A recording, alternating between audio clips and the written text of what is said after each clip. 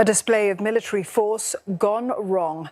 A malfunctioning South Korean ballistic missile blew up and hit the ground during a live fire drill. The explosion and subsequent fire sparked panic among residents on the country's east coast. The launch, which was meant to be a warning to North Korea, comes a day after Pyongyang fired a missile over Japan. South Korea's opposition are now demanding a thorough probe into the incident. Lim Yoon-suk has more. Videos showing smoke and flames following a loud blast were making the rounds on the internet since early Wednesday. The incident took place near the military airbase in South Korea's eastern city of Gangneung. That's where joint missile drills were being held by the United States and South Korea's militaries. It sent panic among some residents nearby as they couldn't figure out if it was a fire, a plane crash, or a missile launched by North Korea. South Korea's defense ministry on Wednesday morning confirmed that it was actually a failed launch of its own Hyunmoo-2 missile during a joint drill with the United States. The ministry said no one was hurt and apologized for causing worry to the residents. South Korea's opposition party blasted the government, calling it a security vacuum, and warned the military against trying to cover up its failure. 작전의 완전한 실패입니다. 북한 중거리 미사일에 대응하는 우리 한미 미사일, 탄도미사일 사격이었는데 우리 국민의 머리 위에 현무2가 떨어진 것이죠. 그럼으로써 이것은 완벽한 작전 실패입니다. Mr. Kim, who heads the Parliamentary Defense Committee, said it was imperative that a thorough investigation into this failed operation be conducted. 포탄인지 비행기가 전투기가 추락된 것인지 폭탄인지 이런 것들이 계속 궁금해했습니다. 또한 화재가 났을 당시 강릉 소방서에 신고가 돼서 소방사가 갔는데 군 자체적으로 대응하겠다고 그것을 막았었다고 제보도 있습니다. Meanwhile, the USS Ronald Reagan is returning to the Korean Peninsula amid heightened tension.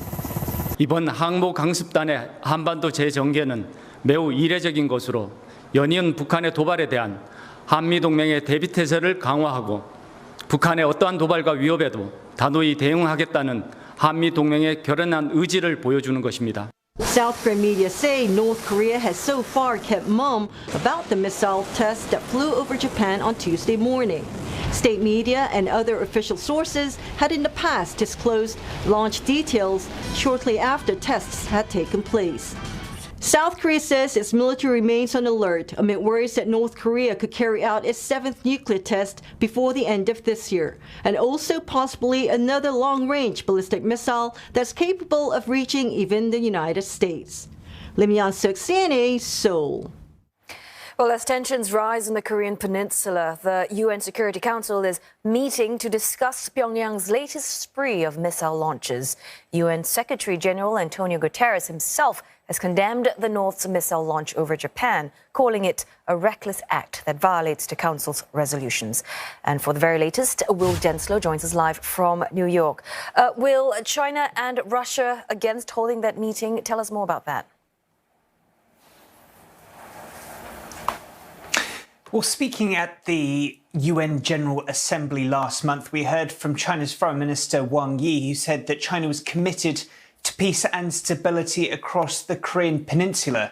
Now, there was a time a few years ago where members of the Security Council were very much in lockstep when it came to their policies on North Korea. Hence, a number of UN Security Council resolutions try and squeeze Pyongyang and force them to abandon their missile programs. However, there has been a divergence among the permanent veto-wielding powers of the Security Council since then. The likes of the United States very much want to stay the course. They would see strong sanctions try and get Pyongyang to abandon those programs. The message, though, we're hearing in more recent years from the likes of Russia and China is that sanctions need to be relaxed to provide more humanitarian efforts in a bid to bring Pyongyang to the table. We can expect those narratives to play out during this meeting again here in New York.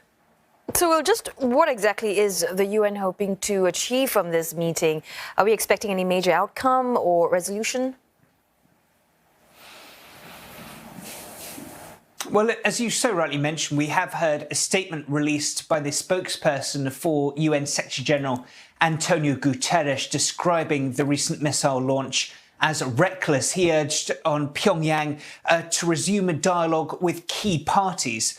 So we can really expect to hear from council members the best way to achieve that. As far as the United States is concerned, of course, US President Joe Biden has held a phone call with his Japanese counterpart, Prime Minister Fumio Kishida, when they've said that the US support for Japan will be ironclad and they'll continue to coordinate with both South Korea and Japan to try and support their joint mission when it comes to hampering North Korea in developing further its missile programs as well as its weapons of mass destruction, according to a readout from that phone call released by the White House. As far as China and Russia are concerned, they want to see a more soft approach from the Security Council, calling on less destabilising actions on the region. So we can also expect them to point fingers at the likes of the US and holding military drills in the Korean Peninsula. So with those kind of divisions in the Security Council, very unlikely we're going to see any kind of unity